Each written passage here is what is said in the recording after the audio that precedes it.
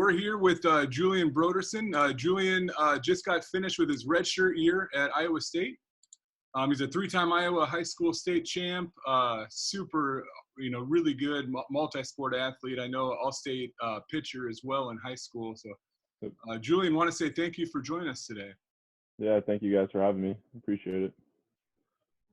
One of the things I guess I want to start with, we're all in a little bit of a weird situation here. How are you coping? What are you up to? I'm guessing you're at home now. You're not at school right now, I'm sure. So.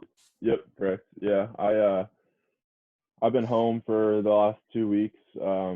And first couple of days I was here working out, like running outside, doing some like body weight workouts and stuff. And then I messaged one of the some guy I know that works out with people, and he has some equipment that he has in his garage. So I've been working out with him in his house probably 4 or 5 days a week, and just trying to get stronger and stay in good shape. So when I get back to school, I'm not really behind, I'm kind of getting ahead of the game, because a lot of people are not able to work out and they're kind of going to fall behind. I mean, it's not really, some people don't really have a choice, but I'm just trying to get ahead of the game on that one.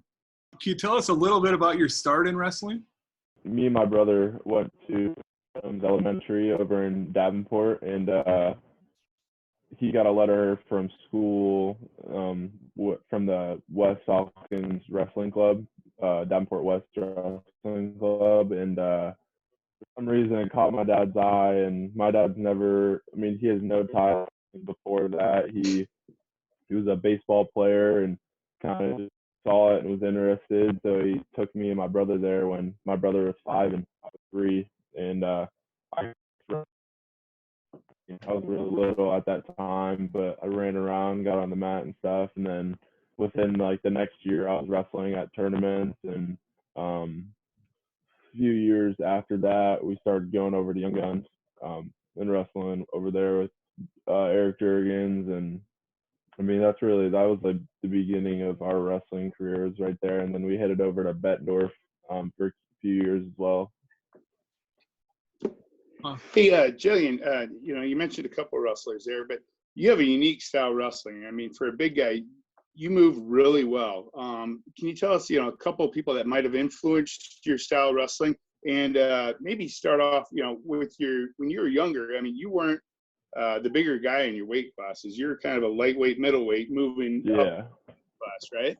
Yeah, I was always very middleweight, like pretty average size for my age. And when I was younger, I watched Iowa wrestle a lot, just because I was an Eastern Iowa kid, right, 45 minutes from Iowa City, and they had people like St. John and Metcalf and Tony Ramos, all those guys over there. But when I was younger, I watched Metcalf more than anybody. It was like by far him and Ryan Starr were like my 2 favorite wrestlers, and the 2 guys that like were my influencers, if you'd say, like growing up with wrestling. And as I got older, there's a few different wrestlers that have influenced my wrestling today. But when I was younger, those guys were my 2 biggest influencers for sure. And what an opportunity, because both St. John and Metcalf, they're both your coaches now too. Yeah, right? It was crazy. It was like that was a factor of me going there, obviously, but it's crazy that I get to joke around with those guys and hang out with them and learn the wrestling from them. And thinking back to when I was like 8 years old, those were like my idols growing up. So incredible. Yeah, that's really cool. Really cool. Julien, I know you were a multiple-time Fargo All-American. Did you wrestle a lot of freestyle and Greco growing up?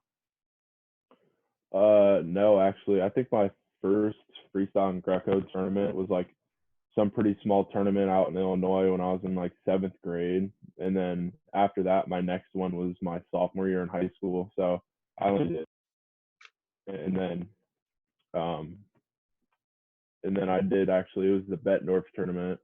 And then I went to state for freestyle and Greco like a couple of weeks after that. So there's not like a ton of, or at least when I was growing up in early high school years, there was not a ton of freestyle and Greco really going around. around this area, so it was like kind of it wasn't as common, I'd say, to wrestle freestyle and Greco when I was growing up. But I mean, when I started it, it took me to new levels, that's for sure. I've seen watching you wrestle through high school. I saw a lot of, at least the last 2 years, a whole lot of throws. You know, you're really obviously really strong upper body. Did you enjoy? I would guess you did enjoy Greco by watching it. Oh yeah, Greco is my favorite style. When it comes to it helps me with my folk style wrestling. Obviously, that's mainly like the most important as of right now. I started that like my sophomore year is when I started wrestling Greco, and everybody can my style of wrestling from my freshman and sophomore year to my junior and senior. Greco is that's the reason was because I started wrestling Greco really. That's awesome. Yeah. That probably helped out. Your freshman year, you were giving up quite a bit of weight when you were in the lineup. Do I remember that correctly? Yeah, I weighed like 152, and that was the year that we won dual state. So our team was pretty stacked, and there was seniors all up and down the lineup, and kind of just let them do their thing at their weights. And I went up to the next open weight class really 70. So I gave up about 15, 20 pounds most days, and wow, yeah, it was pretty crazy. It is. And you still won. So, I think you were the MAC champ still that year, giving up a bunch of weight. So yeah, still had some success. Yeah. Yeah, it was an interesting year, but I'm really glad. Like, it was a huge learning thing for me. Honestly, it was a huge trend middle school into like upper weights in high school. You know, I had wrestled a lot of really good kids, and did pretty well at the MAC tournament. Thankfully, I wrestled somebody from Central in the finals, I believe, but he was just a senior, really big, strong kid. So it was different. I'd really had to transition into that kind of wrestling. So, Julian, you've had some incredible coaches, growing up through the ranks from a youth wrestler all the way up into your college years now. Who would you rank as probably one of the toughest, hardest coaches to wrestle for, and why? Okay. Yeah, like you said, I was to have all the coaches that I did growing up. Goes from Eric Jergens to Dan Knight to Pete Busch to Tristan DeShazer, and now I'm with Brent Metcalf and Derek St. John and Dresser and Nate Carr Sr. So I've had a ton of coaches that have influenced me in a lot of ways. But when I was younger, it was our Eric Jergens, and you can probably ask everybody that went there. He's probably their toughest coach that they've ever had. He's just one of those guys that, he wanted what was best for you, but he also didn't care how you felt, and he kind of put that and just made you know that he was there to make you better, but it's not going to be fun. So is where I'd be kind of messing around or not paying attention totally, and he would tell me do 100 push-ups. So I'd do 100 push-ups, and I'd get up, and if I did it again, I'd do another 100 push-ups. So that's the route you're going. You're either going to get a lot better at wrestling, a lot smarter, or you're going to get a lot stronger is what he really pushed. So I think I've heard that before in the room. Yeah. Yeah, you're getting better either way, so that's good. I know one thing, one year when early in the season when I started bringing my sons up to Young Guns, I ran into Jay there at practice, and I started talking to him, and he kind of grabbed me. He's like, "Shh, like Eric's been yelling at all the parents. We got to be quiet." So I thought maybe Eric could do push-ups or yeah. If I know it hasn't been real long yet, but you're in college now. If you could go back in time and talk to your high school self, what advice would you give? Honestly, I would really just tell myself to take practice one at a time and really focus at every practice and get 1% better every single practice. It's like a little bit of a cliche thing to get 1% better every single day, and you feel like you're getting better every single day, then you're just going to go to new levels and in your wrestling. Hey, you mentioned about some of your teammates that you have now.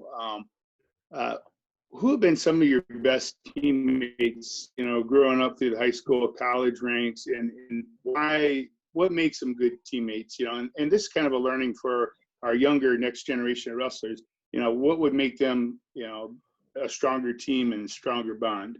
So for high school, I'd have to say it was either like my brother or Matt Robertson. Those were like the two guys that drove me the most, got me to the levels that I'm at today.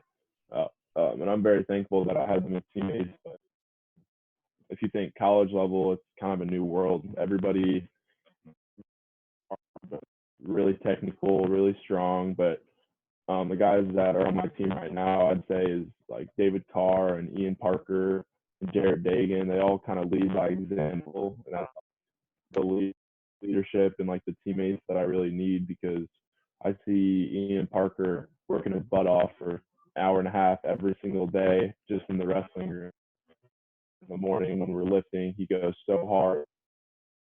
Like, he's one of those guys you just have to respect because of how hard he works, and it shows when it comes on the mat. So him and David Carr and Dagan, those are like the top guys that I really look up to, and I'm thankful that they're my teammates.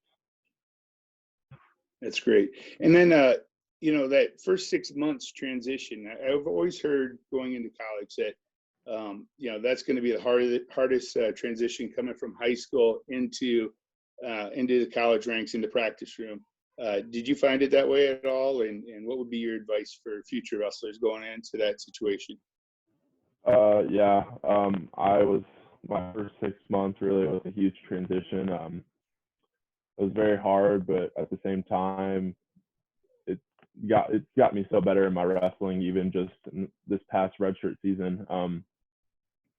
The transition really is like, you go from a high school room where I was blessed to have a few really good guys, like Matt Robertson was in there, and Tristan DeShazer and Coach Busch, all those guys.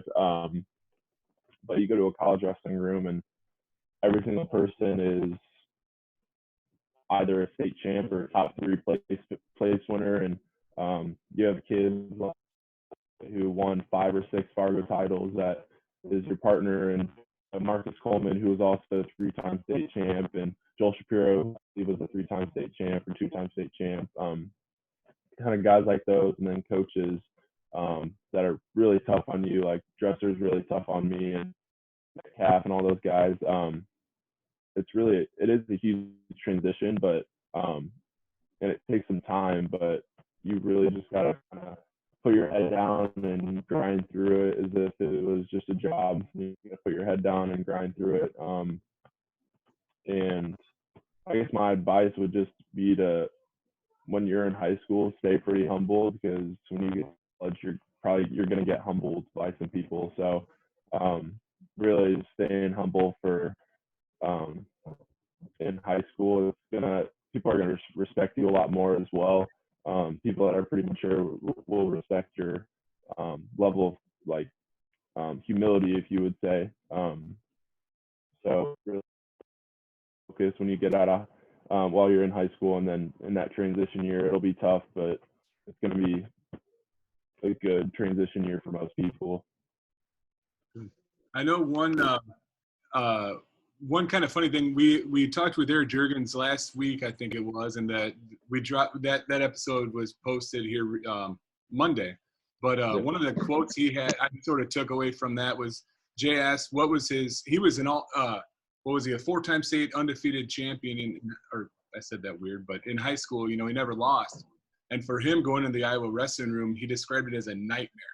He's like, yeah. And I'm sure you were barely touched. You weren't touched in your last 2 years of your career in high school. Yeah. And so, yeah, hearing that about, this amazing success that you've got, it must just be a big step up to the D1 ranks, especially. Yeah, I'm sure for him, really, it was even a bigger awakening, because he was, like you said, he was undefeated throughout high school, a 4-time state champ, and then he goes into a room like Iowa's room, and there's 5 of them around his weight class, so it was a real transition, but it really does people from here all the way up to here just by being in a room like that for a couple of months. Yeah, that's really cool. So you were a multi-sport athlete in high school. I already mentioned that. And also, obviously, a super high-level wrestler. How did you balance your wrestling along with your other sports?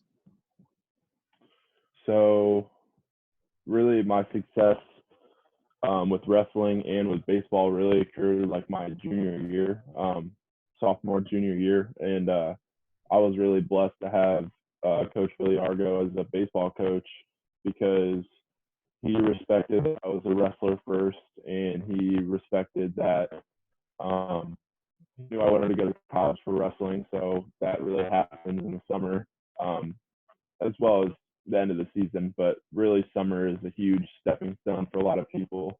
And he really let me come to practice, do what I needed to do, get some conditioning in, and then go work out and wrestle. So there's two summers really, my sophomore going into junior year summer and then my junior going into senior year summer. He really let me do my thing and get like as much playing and as much baseball as I needed, because a lot of people know this, like, you know your body better than anybody else does. So he let me take control of that and just get what I needed to get done for baseball and then go work out. And he was very flexible with my schedule because I went to Fargo and high school state tournament and stuff like that. And he was really flexible with allowing me to do that. That's awesome. I heard a story, and I can't remember what, I'm going to screw up the tournament, on the wrestling side, but did you get done wrestling and then hurry back or drive all night and then go pitch in the state tournament game or something? Yeah, it was after my junior season. I went to Fargo, and you go to Fargo camp for about a week, come back for like 1 or 2 days, and then you get on the bus to go to Fargo. And so I did that, and I went to Fargo, and so I All-American in the junior division that year. And then I was really trying to get home because we had the quarterfinal. I missed actually all the district play because it was the whole, so I was gone. And I got back, I want to say it was on like it was a Wednesday night, super late, like really, really late at night. And then we had practice Thursday morning, and then we left for the state tournament right after that. And I ended up pitching the quarterfinals, and then we won. And then one of my friends, my really good friends, pitched the semis, and then I was able to pitch the finals because I kept my pitch count down from the quarterfinals. But yeah, it was a crazy week. I went from Fargo wrestling at one of the biggest national tournaments around for high schoolers, and then trying to recover as fast as I could to pitch for the state tournament. Hey, Rob, I can attest that both of the Broderson boys can throw pretty darn hard too. Because I was almost decapitated once when they were playing dodgeball, I think at PV high school wrestling practice. I think one of them come whizzing by my head, and I said, I'm going to go sit out in the hallway now. Your reflexes, yeah. I'm sure they were tested. Yeah, I don't think it was my reflex. I think he was just aiming at something else, I hope. So, hey, Julian, what has been, we talked a little bit about this, but, the biggest adjustment going from high school into college wrestling, and I'm even talking, from, being more independent, not having someone structuring your workout for you, to just different adjustment changes you have to make in college wrestling versus high school. Yeah. So we have some workouts where we run as a team. He's like, today's your day off, but go on a run and go get a workout, go sweat in. So those are the days that like you need your body to recover, but you also need to get a little better. So it's our off day, which we have like usually a week, and then you have to go for a run on your own, and it's got to be pretty high pace, and you need to it's one of the things you just have to learn on your own on what to do and how to do it. And then also transitioning with like wrestling specifically, it was a lot more hand fighting, a lot more head hands defense. And then for me especially is getting like one or two really good leg attacks, and that's what I've been working on this whole past redshirt season. And that's what, yeah, like I said earlier, I really need to find a wrestling mat because that's what I need to work on consistently right now is getting a couple really good leg attacks, and I know that's going to take me to the next level tremendously. So that's like where I'm coming from on my transition year, really. Sure. What I guess this actually goes right into what you just said, but what was your biggest takeaway from your redshirt season? If there was like a single thing. Takeaway, real so I had a few losses this year that really eye opening for me. And there was really just when I got to Iowa State, it was the first practice, and Dresser, he was like, I'm gonna have to call up Coach Busch and ask him why I have a lead leg, because I just growing up, really, nobody ever pushed having one lead leg, like especially when I got to high school and was able to control matches a little bit more. I was just kind of circling one way, circling the other. I had lefty lead leg, righty lead leg, and then that was like the first thing Dresser ever told me when I got there is figure out which leg that you want to lead with and stick with that consistently and don't ever change it, because he has a really good point, because now it's really easy to get taken down if you switch your legs, your feet are closer to each other, but there's a lot of different factors that go into that, but really, like I is like the number one thing for me, finding one or two really good leg attacks.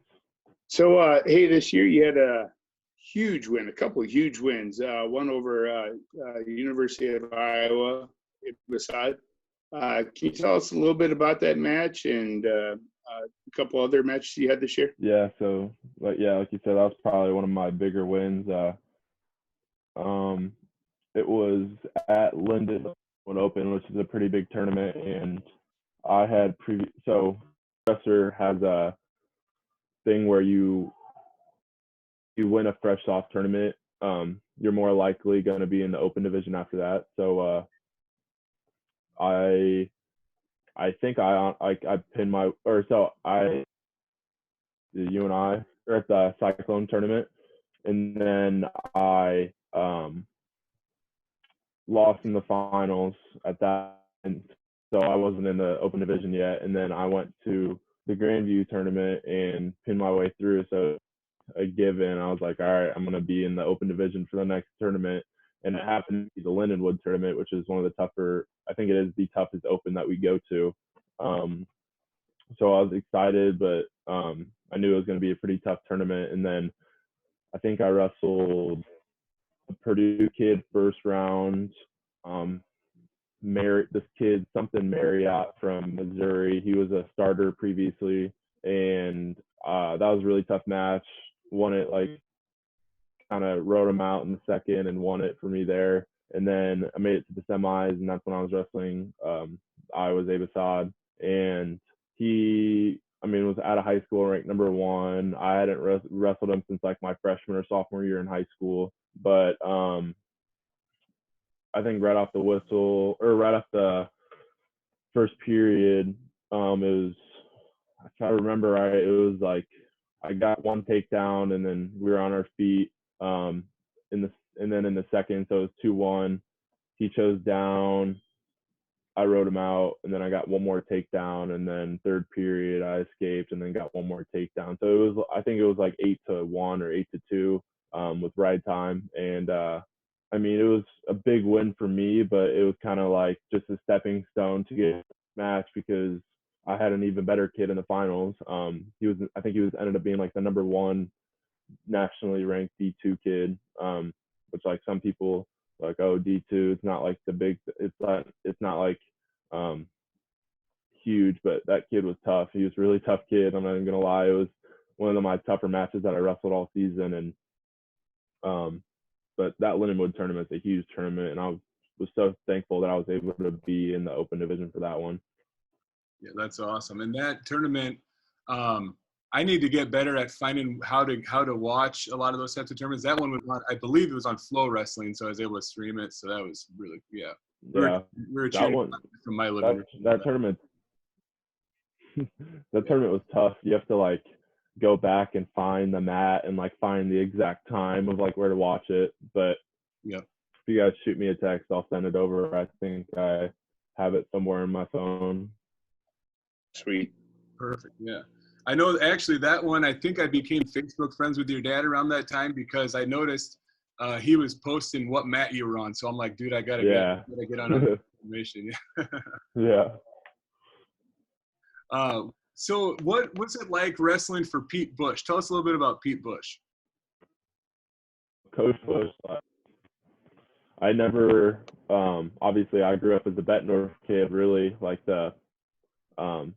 when I was growing up, I thought I was going to go to Bettendorf just because I grew up in the kids club and knew all the Bettendorf people really well. And my brother was playing football for Davenport West at the time, and it was a football game against Assumption, and my dad kind of approached Coach Busch, and they started talking, and one thing led to another, and my dad was like, I'm gonna send my son to Assumption because he thinks, I mean, they were obviously historically pretty good. Them and Bettendorf had some really good battles back in the day, and that was really due to Coach Busch and the way he trained his athletes. But Coach Busch is honestly a really laid-back coach. Like it was,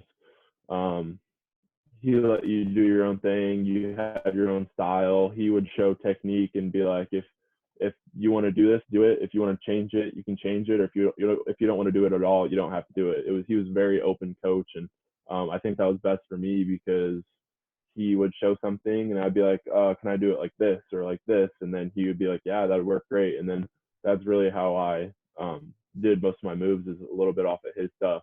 So, and Coach Busch really had his own style of wrestling as well. Like a lot of people know Assumption's really good with the crab ride, really good on top, a lot of stuff like that. And that's all due to Coach Busch.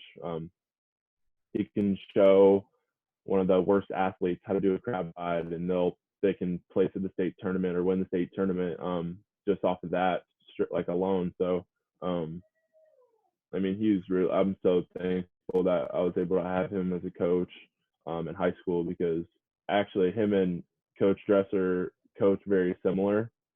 So there's a lot of people that go from having 3-hour high school practices to an hour college practice or vice versa, So they have pretty consistent coaching styles just because they both trained under Coach Gable for so long, and they were teammates, and I'm pretty sure they were even roommates at one time. So I'm got really lucky having both of them as coaches. Hey, you talked about Coach Dresser in the Iowa State program here. Huge changes and big strides, on the national rankings in the last couple of years. What do you see Iowa State looking like going into this next season, and what weight can we be looking for you to fit in that niche? So next year we're going to have people like Austin Gomez will be back.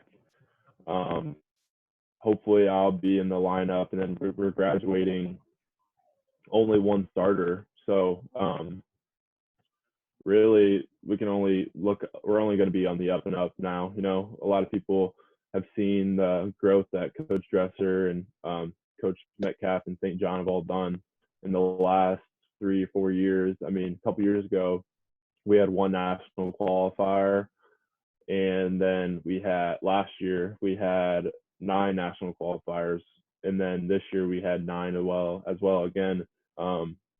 And we are all looking to improve at the national tournament compared to last year, but we really we're going to be a top 10 team next year, I really believe. And for my sake, I don't know necessarily if I can say what weight I'm going next year, but it's pretty obvious. Anywhere from 174 to 197 is where my range will be at, but I'm sure we'll all know sooner rather than later. So right now we talked about some of the challenges. What can a wrestler really do right now to get better? Right now is really like consistently running and staying in as best shape as possible. I know like right now times are really tough to be able to do that, but as well as trying to find some body weight workouts that you can do, or if you're fortunate enough to get with some equipment, get on some equipment, start lifting as much as possible. And then even for me, if I can't get a wrestling mat, I'll go out and hand fight with some people or on the grass, or just dance in motion and try and get your feet moving. And you don't want to like stay off. You don't want to not wrestle for a couple months, because that's the way this thing's going right now, is you want to kind of just stay on your feet, stay active. For me, I think finding a schedule with school is really, really good for me. Waking up 9-10 o'clock every day, getting my schoolwork done, getting in a workout or two throughout the day. It's going to keep your sanity a little bit, as well as your schoolwork done. You'll improve in your wrestling and stay in shape and everything. So right now is you can either grow as a person and as an athlete, or you can fall into society norms and sleep in all day and not get some stuff done just because of the excuse that we're not able to do a whole lot right now, but you can get as much done as you want, in my opinion. You still staying in touch with the team and having meetings with them as well, Julian? Yeah, I talked to some of my roommates and some other wrestlers just periodically throughout the week, and then we have team meetings once a week. Yep. So right now, Julien, we've got our sudden death questions, kind of a little quicker pace here. So what's your favorite quote? Favorite quote? Probably one of Dan Gable's quotes. It's one of the most popular ones. It's I shoot, I score, you shoot, I score. Just wrestling terms wise, that's one of the bigger things for me. Is a lot of people they can get in on a shot, or even if they just kind of fake, you kind of just go off their offense and use some of your defense and then into your offense, getting some, just, it's a very common quote, I feel like, for a lot of sports. And I actually saw a thing on Facebook the other day, Kirk Cousins saying it right before one of their games. It's like a pep talk. So it applies to a lot of different aspects of life and sports. Favorite wrestling movie? The Reversal. I don't know if it's like a super common movie, but my dad like drilled that into me and my brother's heads when we were younger. We watched it a ton when we were growing up. But yeah, that's one of the best ones, I feel like. What's The Reversal about? It's this high school, or it's the background story of this kid when he was growing up wrestling and with his dad. I think it was in like Oklahoma, and it was a very realistic movie in my opinion. And he grew up, and it kind of showed you his growth throughout his childhood and his high school. And it shows pretty much what I take from it is you can't like cheat yourself out of some things, because there's part of the movie where he takes some shortcuts and tries to take like laxatives and stuff like that, or stuff to help him lose weight, or it's just, I don't know, overall it's a really good movie. I haven't watched it in a long time, but that's like, if I ever tell somebody favorite movie, it's that, or honestly Foxcatcher, which I know it's a lot of people's favorite movie, probably just because it's came out recently and it's really hot topic right now. But those two, yeah, are my favorite. All right. Thanks, man. I'm going to watch a Reversal tonight, I think. So. Yeah, it's good. Yeah. What's your favorite food? I like sushi or tacos, just because, tacos, we have a ton of really good Mexican restaurants in the Quad Cities, I think. So, and sushi is, I'm sorry. all the sushi I can when I have the opportunity. Yeah, heck yeah. You actually did cut out there a little bit. Did you have a favorite sushi restaurant by chance? I like Osaka just because it's pretty commonplace. Yeah, but whenever we were at Big 12s, um, we went to, I think we ate sushi like once every day at least, sometimes twice, just because like there's a ton of sushi places down there in Oklahoma. So, yeah. Yeah, that's awesome. There's a new place. I'll give a local business a shout out. California Burrito is a new place in Bettendorf. They've been open like 6 months. Awesome Okay. burrito. They had a steak burrito there the other day. It was really, really good. So you might have to check that out. Really? I'll have to try it. Yeah, I love Mexican food. Me too. All right. How about your favorite wrestling match of all time? My match, my wrestling or watching someone?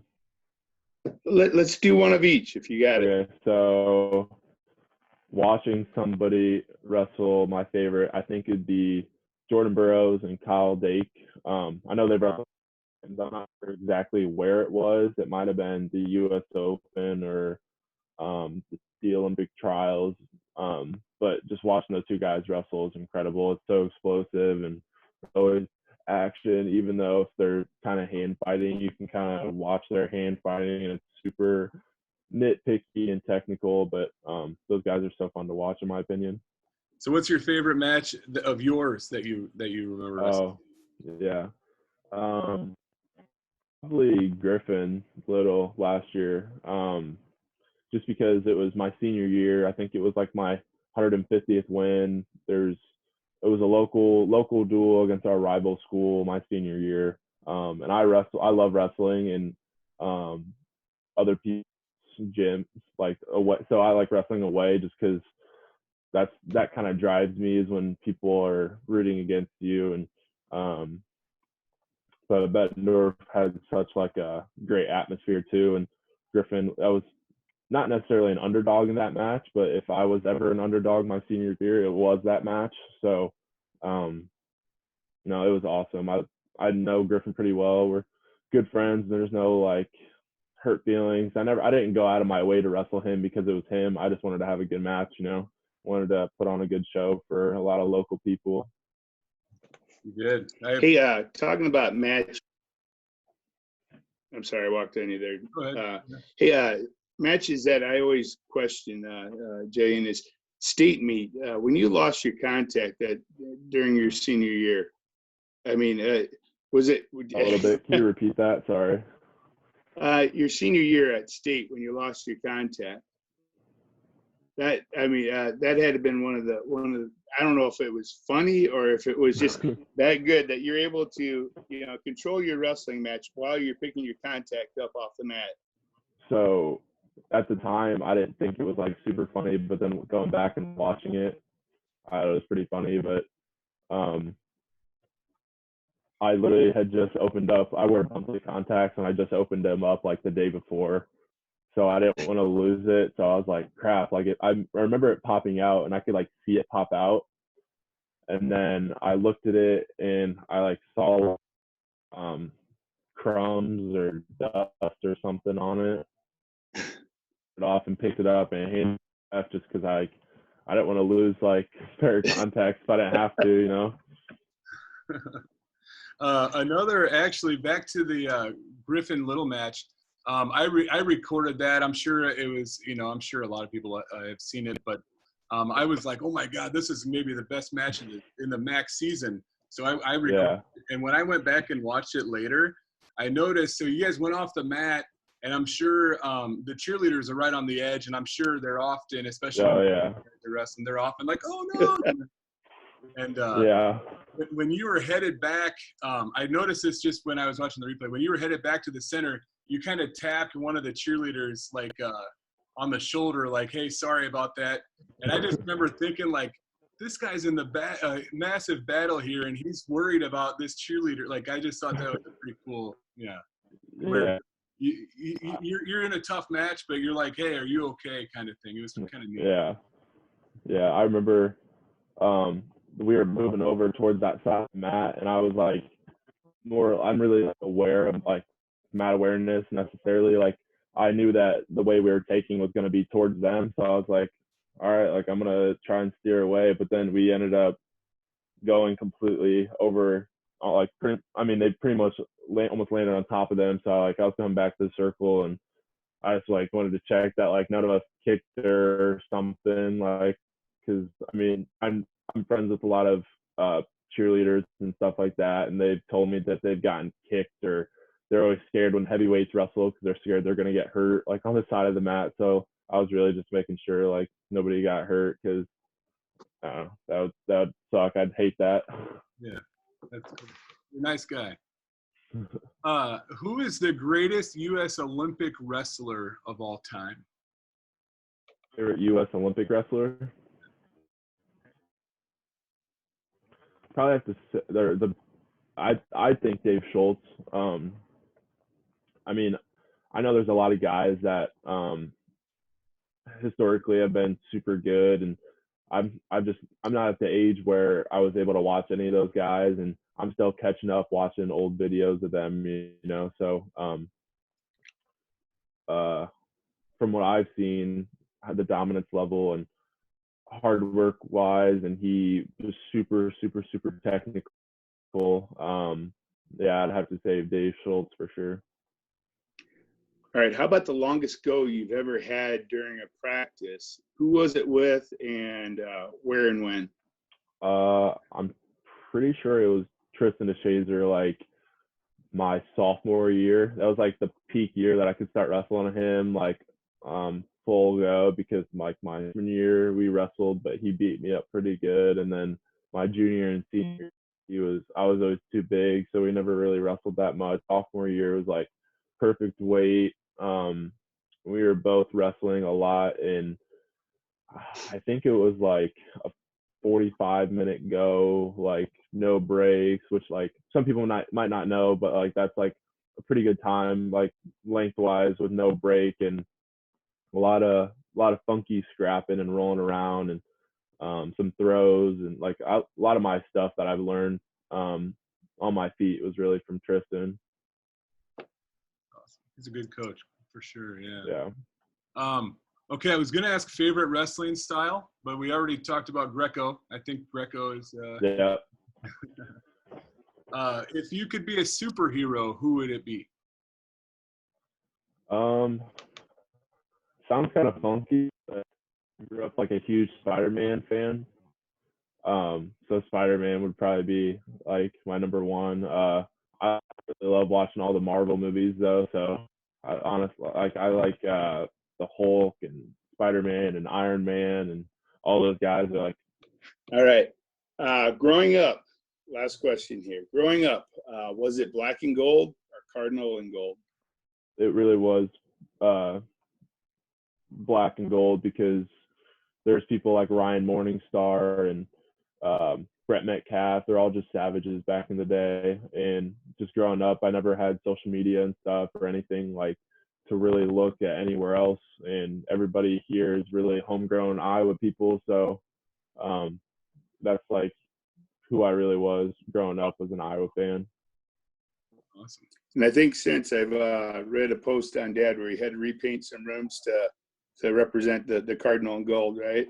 Yeah, he had an Iowa wrestling tattoo when I was growing up, just because we were he was a pretty big Iowa wrestling fan, and we all were, but he got that covered up with the Iowa State wrestling tattoo. So you're gonna have to send it to us sometime, all right? Yeah.